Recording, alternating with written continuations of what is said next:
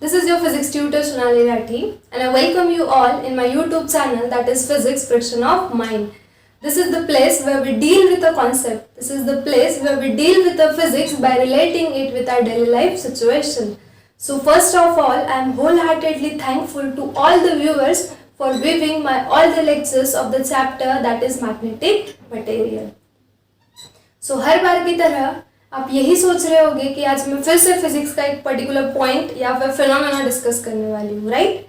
But आज का जो हमारा पॉइंट ऑफ डिस्कशन है वो थोड़ा सा डिफरेंट है.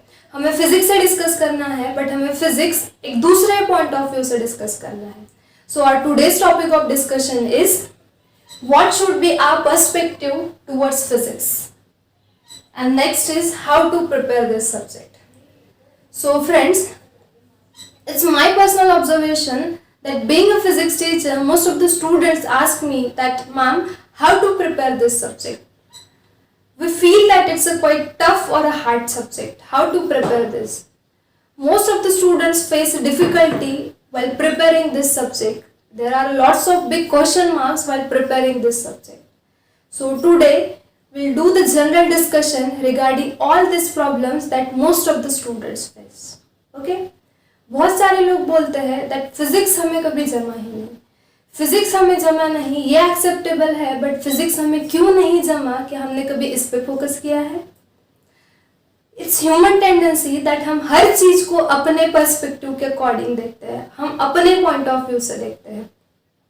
हमें फिजिक्स पढ़ना है तो हमें अपना पॉइंट ऑफ व्यू साइड में रख के हमें फिजिक्स को थोड़ा ब्रॉड पॉइंट ऑफ व्यू से, उसके पॉइंट ऑफ व्यू से देखना होगा, उसके पर्सपेक्टिव से देखना होगा.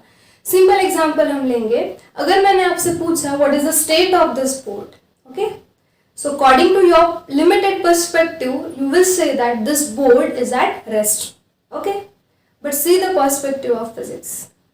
जस्ट इमेजिन, ये सिर्फ इमेजिनेशन है. Just imagine that you are on a moon or you are on certain another planet and you are watching this board.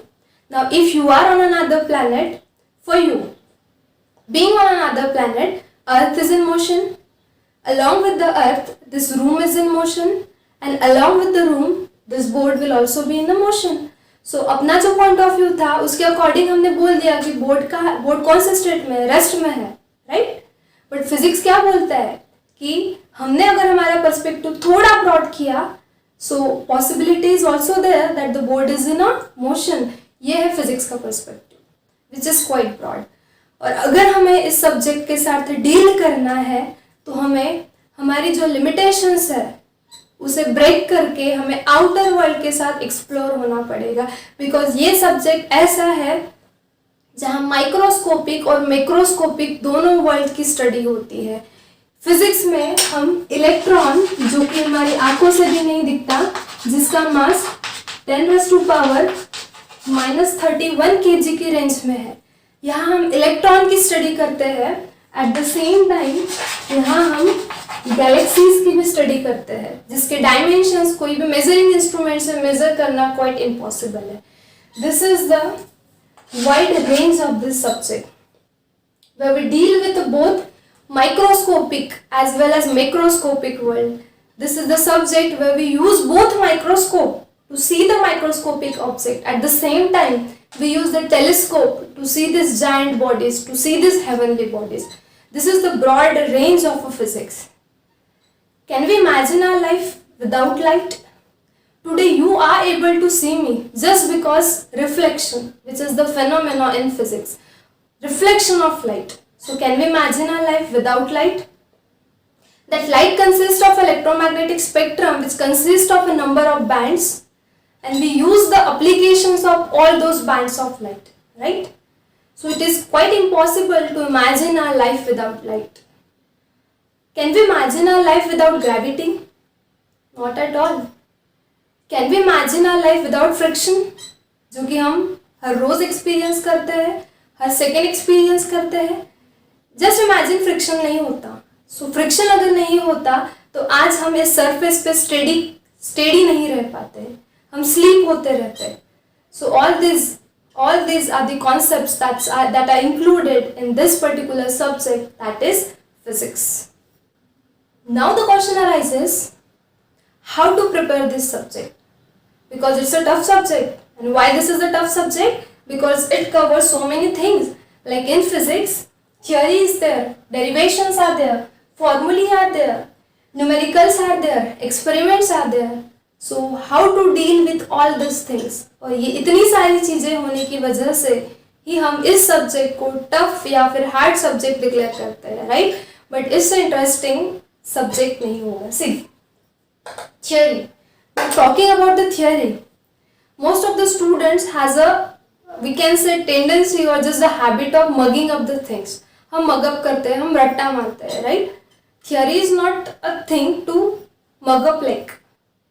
If you want to prepare a theory, instead of mugging up, just read it once, just read it twice, just read it thrice.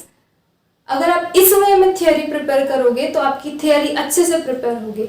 एक common observation है, एक activity आप कर सकते हो, same length की एक story पढ़ो और एक फिजिक्स का कोई कंसेप्ट पढ़ो और बाद में दोनों को रिकॉल करो. स्टोरी आपको एज इट इज रिकॉल होगी, बट फिजिक्स का कॉन्सेप्ट अगर पूछा तो आपको याद नहीं आता है, याद आता भी है तो आधा अधूरा याद आता है. व्हाई? बिकॉज स्टोरी हमें इंटरेस्टिंग लगती है ना. we think like the story is interesting, so as it is interesting हमें पूरी ग्रास्प हो जाती है. But what about physics? What about the concept of physics? What about this theory? We think it's tough. We think that it is the toughest thing, right? So क्यों ना हम physics के concept को भी एक स्टोरी बना के ध्यान में रखें, so that वो हमें लाइफ लॉन्ग मेमोराइज रहेगा. नेक्स्ट जो है वो है derivations. Most of the students का यही प्रॉब्लम है कि मैम फिजिक्स हमें पसंद नहीं, क्योंकि फिजिक्स में क्या है, डेरिवेशंस है. हम एग्जाम में लिखते हैं, एक स्टेप में हम अटक गए तो हम पूरे ही अटक जाते हैं, right? But I bet you that derivations are something that can give you the out of marks. Why? Because this is not like a theory where you have to remember everything. This is something that can give you the out of score, because derivations में most of the mathematical steps होती है. अगर आप हर mathematical steps रटोगे तो obviously आपको derivations में problems आनी ही है. बट आपको डेरिवेशंस अच्छे से करना है तो एक ही चीज़ ध्यान में रखिए, पूरी स्टेप्स मगअप ना करते हुए सिर्फ टर्निंग पॉइंट्स ध्यान में रखिए. कोई भी डेरिवेशन की स्टार्टिंग अजम्पशन या फिर हाइपोथेसिस से होती है, वो अजम्पशन आप ध्यान में रखिए. If there is a diagram आप ध्यान में रखिए. बहुत सारे स्टूडेंट्स डायग्राम को भी लर्न करते हैं. This is really undigestible. Diagram is not a thing to learn like. Diagram हमें अंडरस्टैंडिंग से ड्रॉ करनी होती है. अगर आप डायग्राम ड्रॉ कर लो तो आप हाफ डेरिवेशन इजीली सॉल्व कर सकते हैं.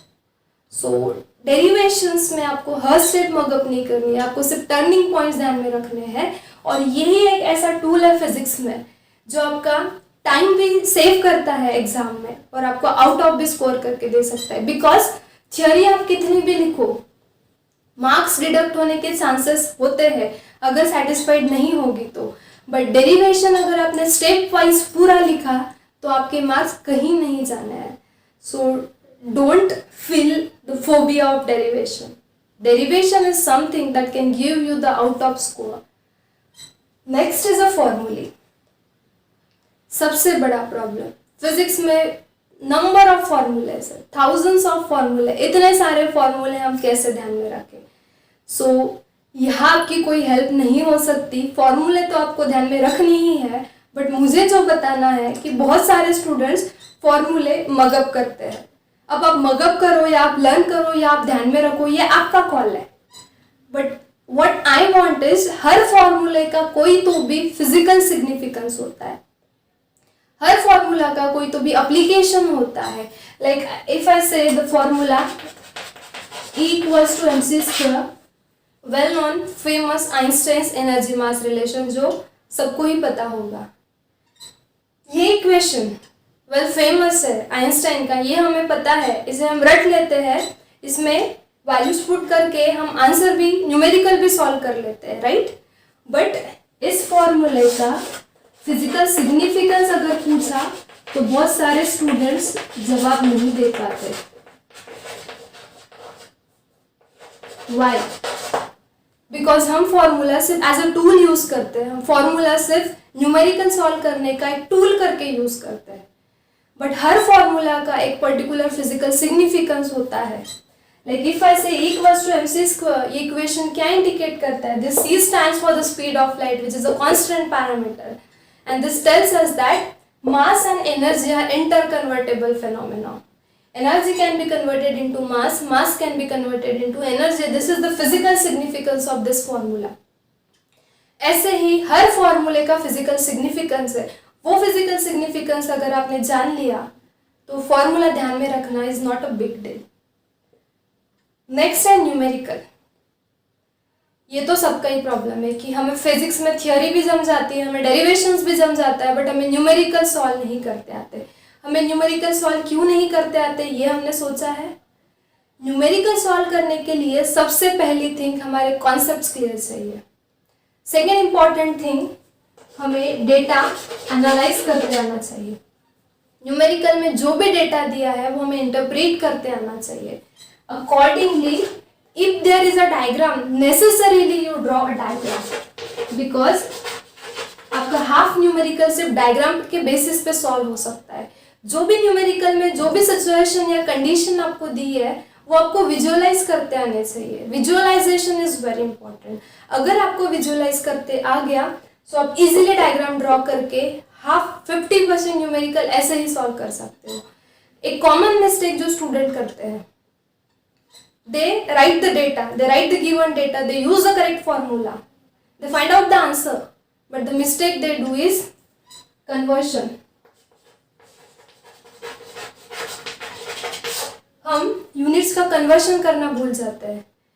कुछ डेटा सीजीएस सिस्टम में दिया होता है, कुछ डेटा एसआई सिस्टम में दिया होता है. सो सबसे पहली चीज न्यूमेरिकल सॉल्व करते वक्त हमें कन्वर्शन करना है from any given system to the standard, that is SI system. This is very important. And the second common mistake that students do is वो आंसर्स भी निकालते हैं, वो न्यूमेरिकल भी सॉल्व करते हैं, करेक्ट न्यूमेरिकल वैल्यू भी निकालते हैं, but at the end what about unit, unit लिखना भूल जाता है. मैंने कितनी बार बोला है, जैसे ही आपका नाम आपके सरनेम के बिना इनकम्प्लीट है, वैसे ही ये जो न्यूमेरिकल आपने सॉल्व किया है वो न्यूमेरिकल वैल्यू करेक्ट भी होगी, बट वो यूनिट के बिना अधूरी है. So don't forget to write the unit after calculating the correct answer.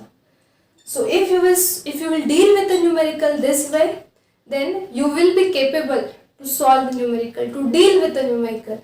And next is the experiment, which is quite interesting. ये experiment is something that makes this subject alive. You just imagine that theory अगर है, but वो theory proof करने के लिए अगर experiments ही नहीं होते, so physics में aliveness नहीं होती, right? So experiments is something that makes you feel alive, that makes this subject feel alive. And you can do the lots of experiments by your own, not necessarily कि manual में जो procedure दी है वही follow करके आप experiments करो. Inculcate the scientific attitude among you and try to do the experiments in your own way. And if you will become a successful in that particular experiment, अगर आपका result आया तो जो satisfaction मिलता है उसका level एक अलग होता है. So ये चीज़ें हैं, अगर आप इस way में जाओगे, so physics is not a boring, physics is not a tough. So those who keep the physics phobia, I just want to say you that physics does not stand for the phobia, physics actually stands for the fun. Competition का ज़माना है, हम competition के चक्कर में क्या करते हैं, हम सब्जेक्ट छोड़ के सिलेबस के पीछे भागते हैं. नो डाउट हमें सिलेबस कवर अप करना ही है exam point of view, right? But along with the syllabus, if will run towards the subject, then आपके each and every concept clear हो गए. और एक बार आपके कॉन्सेप्ट क्लियर हो गए तो ये सब्जेक्ट आपके लिए ईजीएस्ट सब्जेक्ट होगा, that is physics. So run behind the syllabus, but along with the syllabus, run behind the subject. Try to grasp the concept. Don't mug up anything. Don't mug up.